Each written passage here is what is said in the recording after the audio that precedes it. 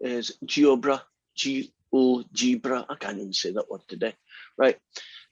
In your earlier sections, you had questions where you had to sketch things. So I didn't really spend a lot of time on this guy, and evidently I don't know where the caps lock button is. But suppose you wanted to do a sketch of a function, say like this fella here. There we go. Let's put a plus y squared on it. That's my favorite. There we go. Here is your guy. And so you basically can just type in z equals and you get the guy you're looking for. But there are other equations that you can do. And for instance, I should be able to use these buttons, they're quicker. Right, there's x squared plus y squared plus, I hope this works, z squared equals 9. There, it worked. You see a sphere in 3D. So you can do pretty much any surface that you're interested in. But sometimes it doesn't work because the scale is wrong. So if you hit this little guy here on the right-hand side and you go to settings, do you see you can change the X, the Y, and the Z values to whatever number you need? So if you think, oh, it looks like they're a bit at the top, but I can't see it because they stopped at Z equals 4, you can go over here and change that to Z equals 10 and see it. So if you want to change X, Y, or Z coordinates, this is good. Are we cool with that?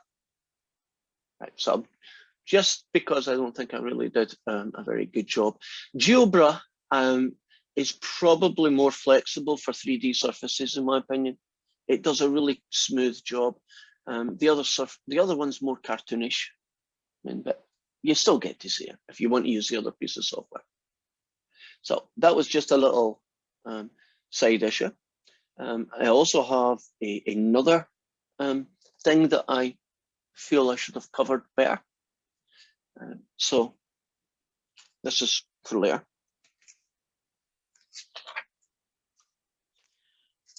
You may get a question that says, what's the domain? If you remember those ones. So question might be, what's the domain of the square root of x plus y? Right. And basically you would say, in set building notation at least, wouldn't you just say that x plus y is greater than or equal to 0? Agreed? Not too bad. But sometimes you're asked to graph the domain. So I'll give you an example. Suppose I had a function, f of xy, and it was the square root of x squared, let's get this right, 9 take away x squared, take away y squared, right? Now, if I asked you for its domain, it would be that, agreed? Now, if you rearrange that, you get that. Now, another way of writing this is that. You agree? That's the same. Now, do you know that x squared plus y squared is a circle? Equal 9 means 3. So you draw a circle, radius 3, and everybody inside it. So your solution would be a picture that looks like that. And I believe the questions give you like 4 pictures and you pick the right one. Okay, are we comfortable with what they mean by draw or graph your domain? Right. Just take whatever this restriction is and visualize it as a picture. See this one up here? If you rearrange that, isn't it the same as saying y is greater than or equal to negative x? And y equal negative x is a straight line and greater than means above. So that's what the picture of the domain would look like. I don't think they have got many questions, but they did have some. Now, Kathy brought up a homework question, which is really cool, and I didn't realize how nasty it was until She talked to me about it. So I want to do that one. Kathy, do you remember it? Saves me having to go and hunt for the damn thing. It's the limit is x, y tends to 0, 0. Yeah, it's obviously a fraction. Yeah, x times y to the 8th over x cubed plus y to the 12th. Right, so that guy there. Now, if you do if you make x equals 0, if you make y equals 0, you basically get the answers 0. And that makes you think, quite understandably, that it is 0. Basically, this test is for finding out when it's not, the limit does not exist. If they do agree with zeros, you have to be a little bit more careful. And the one I've decided, if I remember correctly, is I'm going to do that. So I'm going to make y x to a quarter. So it now becomes the limit as x tends to 0 of x to the quarter 8th over x cubed plus x to the quarter 12. Now that becomes x, this guy becomes x squared, that guy's x cubed, this guy's x cubed. So you basically get x cubed over 2x cubed, which gives you a half. And that is not the same number. So you can see that in this particular case, if you chose to find the limit in a very special way, make y this guy and then make x go 0, you would get that. And that is really not a very fair question. So I shouldn't have given you. But that's the solution to it. You might think, why did I choose this? It kind of looks like I just brought it out of midair for no particular reason. Can you see why I chose that and not the square root of x or 2x or some other weird x? What was the reasoning behind it? Why did I do it? The common factors in y's exponents. Right, and doesn't it turn all these things into basically versions of x cubed, which is kind of, so I looked at this, well, I looked at this and I said, look, it's probably a good idea if I get x cubed. And I look at that and I say, okay, if you make y a quarter power, that'll get me x cubed, and that just, I got that for free. And that's how I would do it. Now, technically speaking, if you get one like this, you may have to go hunting. Not that I'll give you one, because I say it's an unfair question. But you can imagine you might have to go hunting for some really weird versions of this to try and get a limit that's not 0. Not very practical. But that's kind of what you would do. So that's that little guy out the road. So now we are ready to start our next section. This is a big biggie. This is, as far as chapter 14 goes, this is the one I want you to be good at. This is the one we're going to do tons of practice at. And we're going to look at a thing called partial derivatives. It's essentially, how do you differentiate a multivariate function? Right? In this case, there's 2 variables, but you could have 3, 4, whatever. So how do you differentiate it? And that does give mathematicians a bit of a problem. Because don't you need a single variable to differentiate? It's differentiate me with respect to x, or differentiate this function with respect to y. And you have a bit of a problem when the function has x's and y's in it. Now, what you don't do is you do not do implicit differentiation from Calc 1. That's a totally different world. That's not what we're doing here. This is actually a surface in 3D, right? It's a totally different kind of thing. So this is how you write down the derivative. Have you noticed that the d is not a normal d, it's a kind of curvy d, right? It's a delta d, right? So you say this out loud as the partial derivative of f with respect to x. So what do normal people say? Normal people say df by dx. Right. But if you want to say it more formally, this is the partial derivative of f with respect to x. It has other notations. It's also called that. It's the same thing.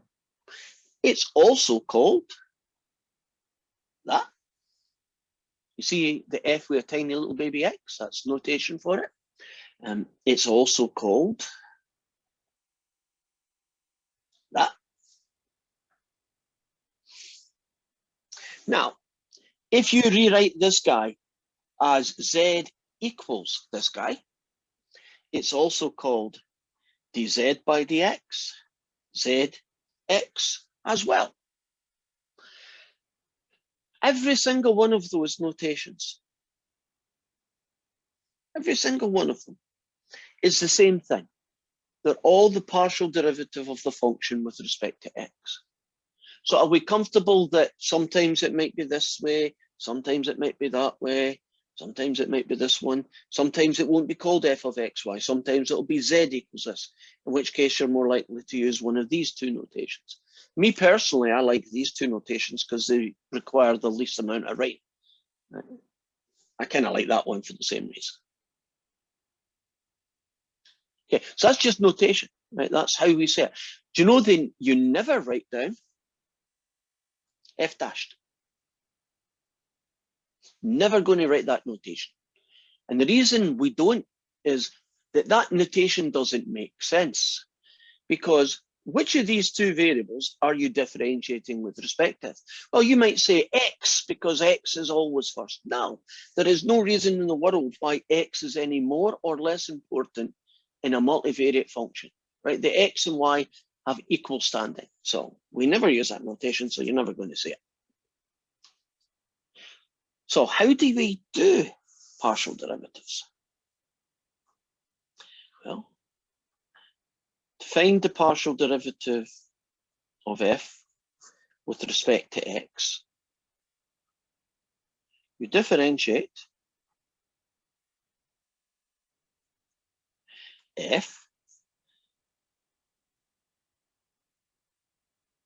with respect to x, and here's the killer. You consider all other variables as constants.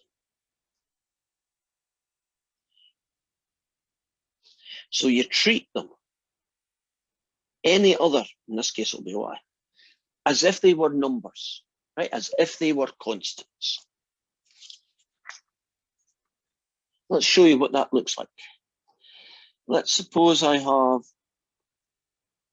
this fella again. Now you have to have a mindset to be able to look at this expression and not see y squared and y anymore, just to see numbers that happen to be constants that are letters, right? It's like 40 and 40 squared, right? You don't know what the number is, but you're going to treat them as if they are a number. So you differentiate with respect to x. Well, that's easy. Would you agree? That's 3x squared. Be a little bit more careful with this one. 2xy squared. If you differentiate it with respect to x, what do you get? 2y squared. Correct. It's not that the y squared disappears, right? That's not what I mean when I say treat it as a constant. I mean, treat it like it was 42, right? Now, would you agree that 5x would differentiate, you'd get 5? Be extra careful with this last one. What do you get if you do a partial derivative of 5y with respect to x? Would it be 5y? Mm-mm. 0? Nope. Nothing. Yeah, it'd be 0. You're right, the second time, 0. Because isn't 5y just a number? 542s. And if you differentiate 542s or any number, don't you just get 0? Now, that means that there are two partial derivatives for this function. Isn't there a partial derivative also with y being considered the variable? And we call that df by dy. Now, what will x cubed get you if you do a partial derivative with respect to y? Be careful. 0. 0. What will 2xy squared get you when you differentiate with y's? 4xy. Yeah. What will the 5x give you if you differentiate with y? 0. And then the last guy gets you 5. Do you notice that these two answers are virtually nothing like each other? That is not a surprise, I don't think. Would you agree that if you make x a variable and then you consider y the variable and the other guy a constant, that you would quite easily get quite different looking answers? So far, so good. Right, let's up the ante to this fella. W equals z squared plus x squared y squared plus x, y, z. And I want to get practice at finding partial derivatives, and I also want to get practice at using different notation.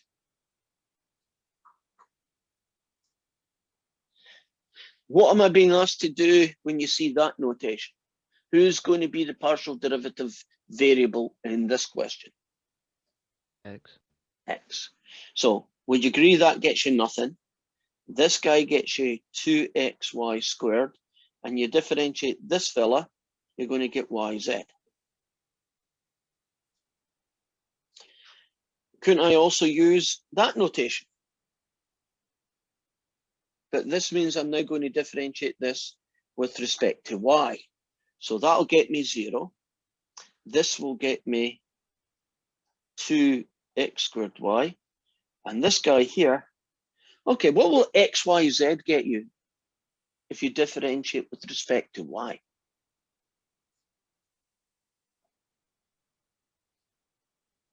X, Z. Agreed. And I'm trying to think of another notation. It might be called something like this. Right.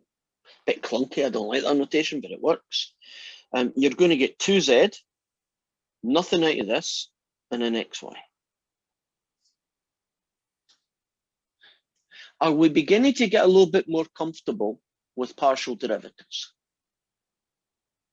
You're doing usual differentiation things. One guy is the variable, and everything else is just a number, right? A constant. Now let's up the ante a little bit. I'm going to have to close some windows here.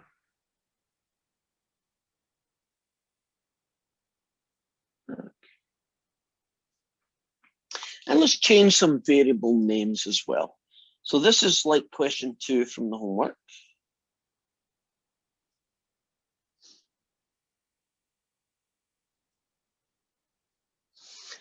And we're going to find this partial derivative.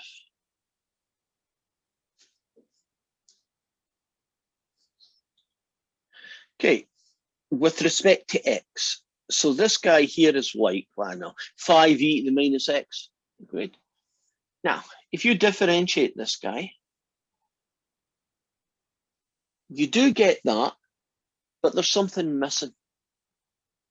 Negative. Great. And now we're finished. And if you find this one, this here is basically just a number. So don't you just get that?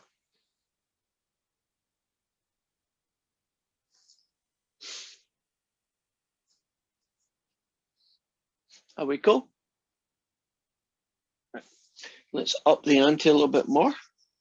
Because we've only been doing powers, now we've got exponentials. Let's put a trig function in. This is like question 3 in your homework.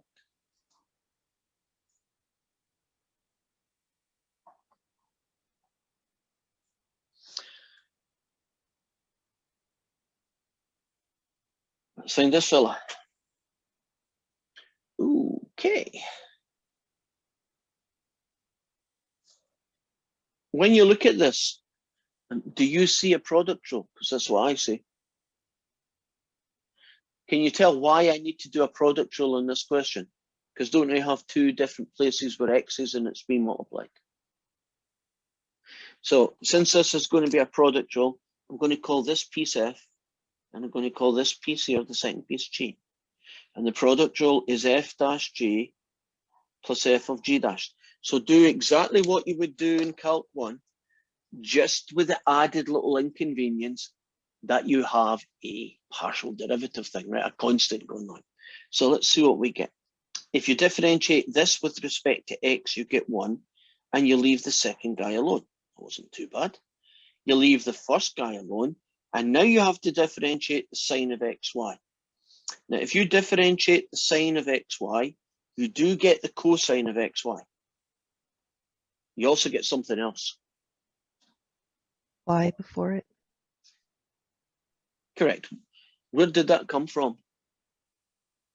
I You have to pretended the chain Y rule was a inside 2. cosine. Yeah, she pretends y is a 2. So it's a good way of doing it, right? Just pretend the y is a 2 or a 4. Or I like 42 myself, but that's my preference, right? Pretend it's a number. And then what would I have done if it had been the sine of 2x? Wouldn't I do cosine of 2x times 2? Right, so the 2 is a y, or 42 if you choose that. Which basically, because it annoys me.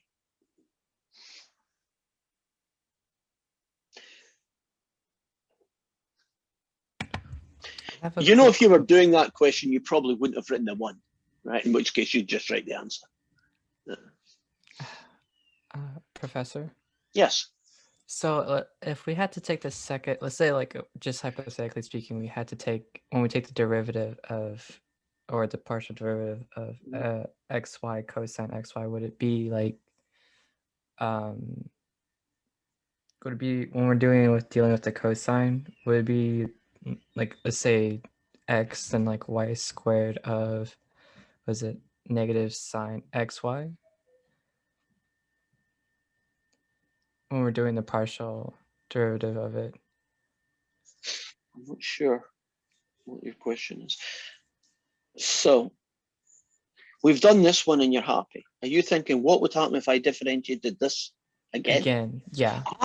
So what you are talking about here are second partial derivatives, just like f double dashed of x, right? Yeah, yeah. Yeah. Yeah, we can do that, but I'm not going to show you yet because we're just going to focus on first and then we'll do second and third later. I don't think we'll get to it today, but we'll definitely get to it by tomorrow. Okay. Right. But yeah, you can do that. And you can do third and fourth and 24th. Not that anybody in their right mind would ever want to. And you just have to remember that if you want to do it with x's at least, don't you have to consider x as a constant? Sorry, x as a variable and the other guys as a constant. Mm-hmm. Okay. Oh, now for the second one, I do not need the product rule. Would you agree for this one? It's basically just a little baby chain rule. So if you differentiate this partial derivative with respect to y, you'll get x, the cosine of xy, times an extra y. And sorry. Wait. Times an extra x. So x squared? Yes. Almost screwed up there, but caught it in time. Can you see then that for the same function, finding one partial derivative might be relatively simple, but finding another one could be extremely awkward, right? Are we cool with a trig now? We're focusing just on first derivatives. See what's next. Fractions. I'm not doing their version. Their version's too baby. I'm beefing it up. This is sort of a like 4. Not too like it, but sort of a like it. Yeah. They just had x over y. I think that's too easy. We're going to do an x plus y over an x minus y, right? Because there's more in that one. And we are going to find this partial derivative. the reason I want to do this one, or one of the reasons I want to do this one, is can you see that this is a quotient rule? Would you agree? Calc 1 quotient rule. Now, in quotient rule, the top guy is typically called F, and the bottom guy is typically called G. And the formula for the quotient rule is F dash G, take away F of G dashed, all over G squared. Does that ring some bells? Quotient rule formula. So now we have to be careful. Let's do the easy bit first. Would you agree G squared is easy? Okay. Now F dashed is the derivative of the top with respect to X. What do you get if you differentiate X plus Y with respect to X? 1. Just 1. Leave the G alone, right? Take away, leave the first one alone, and differentiate the bottom with respect to X, and you just get 1. And now I have X minus Y, take away an X, take away a Y, all over X minus Y squared. And the X's cancel and the Y's combine, and I now have that guy. Are you happy about that partial derivative and how we found it? Can we go over it? Can we go over it one more time? Okay, so from the top, it's a fraction, so I'm going to use the quotient rule. So the top is called F plus X plus Y, the bottom is going to be called X minus Y. This red guy here is the quotient rule formula. So F dashed is this guy differentiated with respect to X. So what you get is 1 plus nothing. So you get 1. Gotcha. Times the untouched bottom, which is this guy. Subtract the untouched top, which is this guy, times G dashed. G dashed is the derivative of the bottom with respect to X, and that gets you 1, take away nothing, so you just get 1 again. Then I did 1 times this to give me these two terms, and then I took away 1 times this, which gave me these two. The X's cancel out, X and minus X go away, and these two give me that guy. Are we good?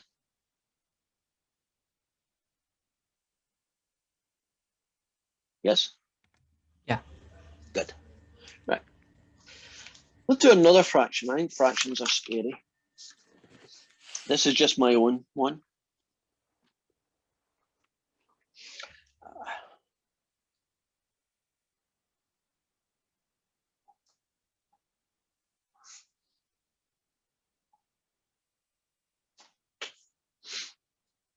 Now it's another quotient now. So the top's going to be called F and the bottom's going to be called G. Oh, by the way, I'm not going to do this guy, but you can trust me, that's what you eventually get. Okay. I want you to try and do this guy yourself. So you have a shot at it first and then I'll do it. And you've got 2 minutes, no pressure, go for it.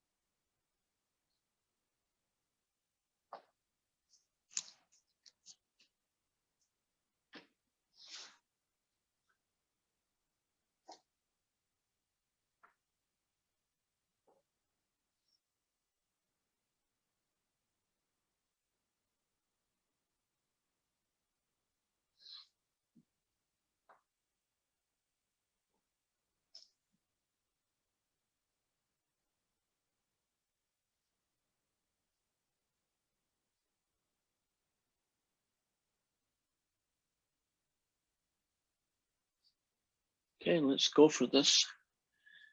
Let's do the bottom, the g squared. Yeah.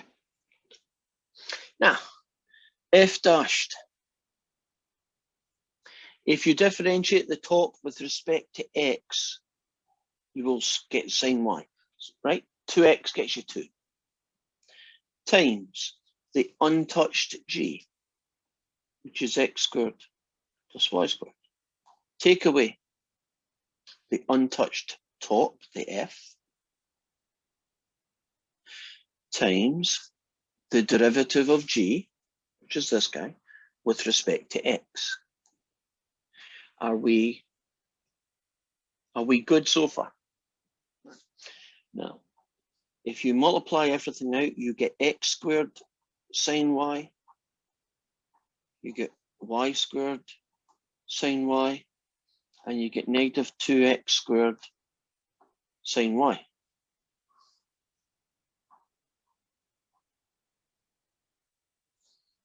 It looks like this one and this Shouldn't there one, be a cosine in there somewhere? we are not differentiating with y, so no. Okay. If it was df by dy, there would be a cosine occasionally.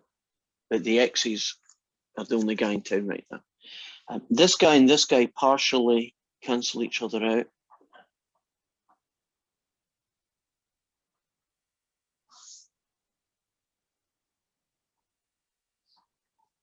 That's what I get now. I would probably pull out the sine y because it is a common factor and you want things style points to look as pretty as you can. And that is the answer.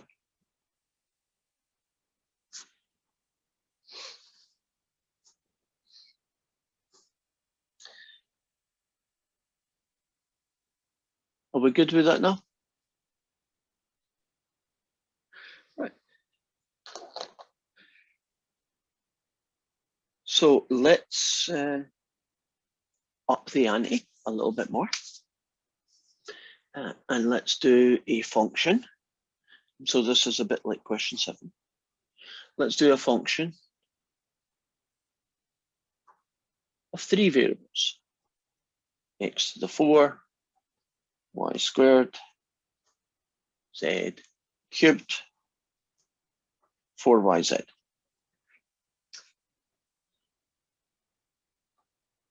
And we'll find the partial derivative of f with respect to x.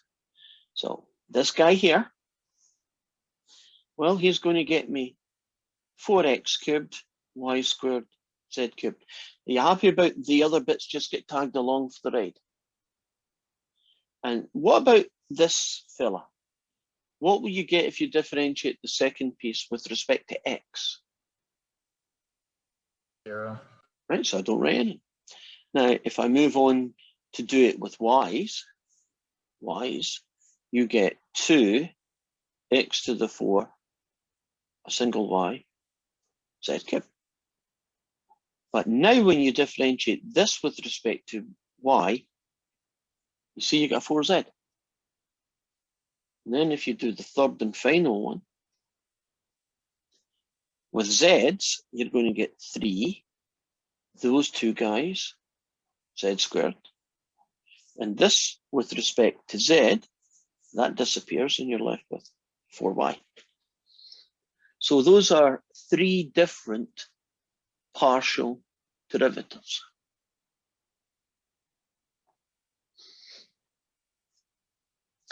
Couldn't you extend it to 42 different variables? You'd run out of letters of the alphabet, but you could theoretically, couldn't you? Have a function with 42 different variables. And couldn't you differentiate it with respect to x, y, z, p, q, r? You know, you run out of letters, but you could theoretically.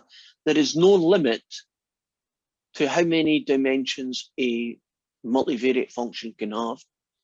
And there is no restriction on finding partial derivatives either, right? You can find it for any of those variables that it may contain.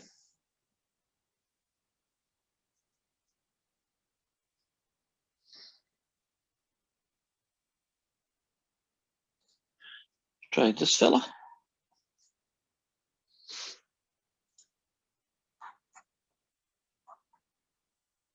And I am going to show you a trick. This function is called symmetric.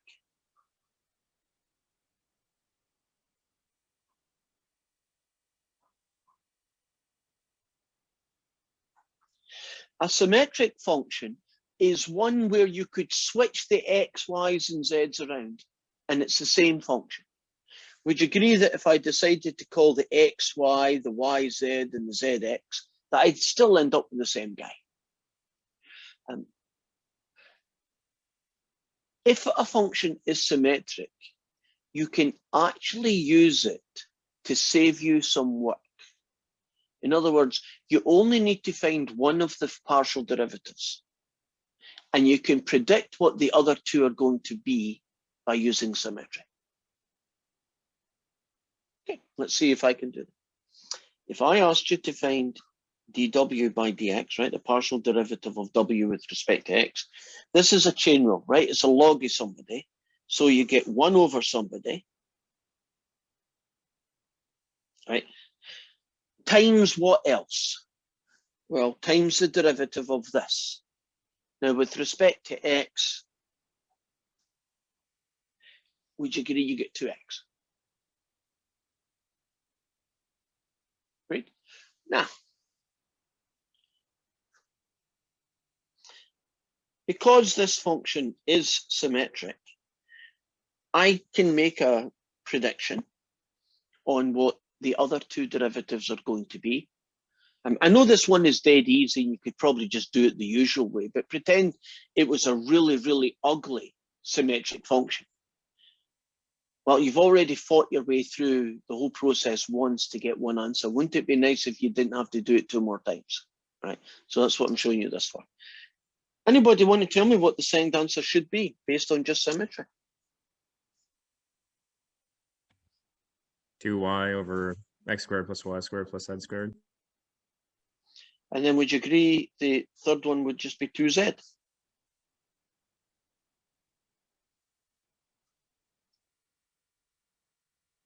Agreed? Symmetry. Let me show you symmetry at work. Imagine that I had a big, ugly, really ugly function, right? Big, ugly function with square roots and logs and exponentials, and God, it took me 20 minutes to get the answer. But I know that the original function was symmetric, right? Right? Everything was balanced. The x's, y's, and z's were all squared or cubed, and they were all in the same places, and so on and so forth. And I found the answer to this guy was y squared plus z squared over x squared plus y squared plus z squared cubed. I suppose that's what the final answer was.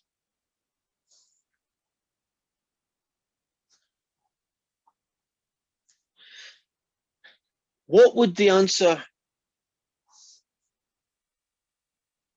and I'm putting in the bottom because I think the bottom's pretty obvious what it would be. What would the second one be, the partial derivative with respect to y? Think pattern. Would it be x squared plus z squared? Agreed. And what would the third one, the partial derivative with respect to z, be? X squared plus y squared? Can you see where he's getting that idea from? Now, there's not an awful lot of symmetric questions or functions, but I think it's a nice little trick. And you know, anything that saves you having to do a horrible question 3 times, isn't that worth it? So as long as you can recognize it as symmetric, you are well on your way to making your life easy. Oh, God in heaven. I didn't swear there, right? I just had a look at this one, and I don't want to do it, but I will. It is not symmetric. But it is horrendous. Something in a tiny little package that size, how bad can it be? Trust me, it can be bad. Right, we'll start with the first one. Probably the easiest one of the lot, and that's not saying much. These are constants, right? Isn't this like 42 over 7? It's just a number. What would you get if you differentiate this with respect to x? 9y over z. 9, Y over z. agreed? And x, y to the z. 90% done, Minus 1. finished. You know, x cubed gets you x squared, right? X to ugly guy gets you x to the ugly guy minus 1. Do you see you have to have a different kind of mindset now from Calc 1? You have to look at certain letters and not see them as variables anymore, just see them as things like numbers, constants. That's just the first one.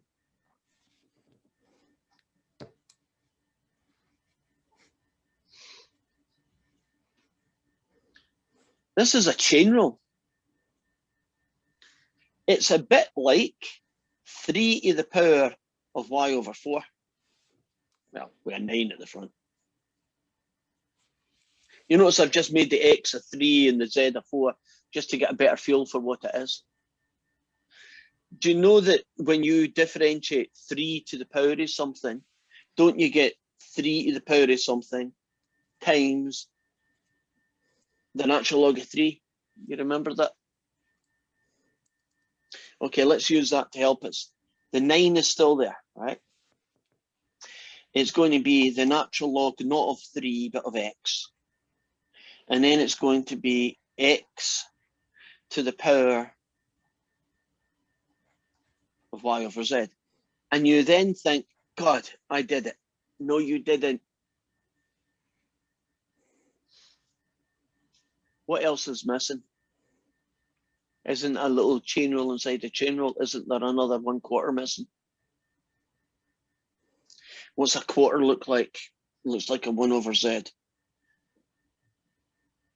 Can you now see what I mean by how darn ugly that thing is? By the way, it's a z.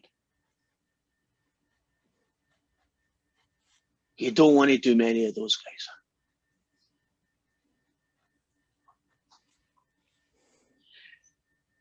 Very similar start. You're going to get a 9. You're going to get the natural log of x. That guy. That's basically the piece here. You're going to finish with, what's the derivative of y over z with respect to z? So what do you get if you... That'd be yz. Y on the top over z. Negative y over z squared. Yeah. It's a bit like 1 over x gets you minus 1 over x squared, right? It's that kind of situation. So you want to make this as pretty as you can, which isn't really that much.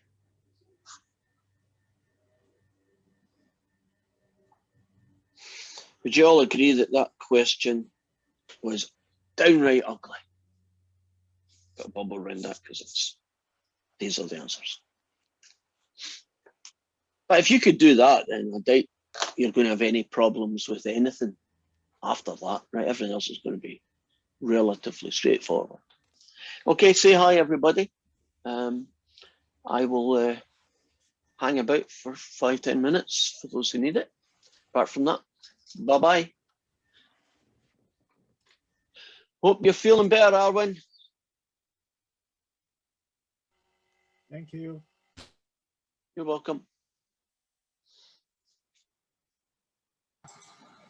I just have a quick question. Sure. What is like, so we're finding the derivative of a plane, right? Because it's... You're doing the, yeah, of a surface, yeah. So we're finding the rate of change of the plane? Oh, well, I can kind of try and show you that. It's kind of cool. Give me a minute to do my best.